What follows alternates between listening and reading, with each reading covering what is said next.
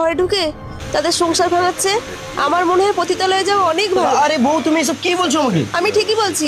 কাল তুমি রিমি বৌদির সাথে কথা বলছিলে কেন? আরে বাবা, আমি তো তোমার চিকিৎসার ব্যাপারে কথা বলছিলাম। আমাকে বেশি বোঝাতে এসো না, আমি সব বুঝি। টাকাটা ধরো আর পতিতালয়ে গিয়ে তোমার শারীরিক চাহিদা মিটিয়ে এসো। এরপর স্বামীটি পতিতালয়ে না গিয়ে বাবা লোকনাথের মন্দিরে এলেন। তারপর দুধ পুকুর থেকে জল সংগ্রহ করলেন।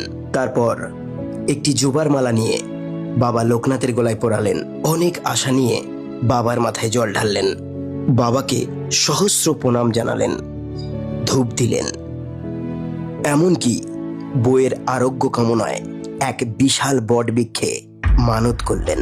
শিউলি, শিউলি, আরে তুমি কখন এলে? এই তো এইমাত্র এলাম। এত দেরি হলো কেন তোমার? 500 টাকা দিয়ে তো একজনের ঘরে ঢোকা যায়, আরো 500 টাকা দিয়ে কি তুমি দুজনের ঘরে ঢুকেছো? তারপর খুব অল্প সময়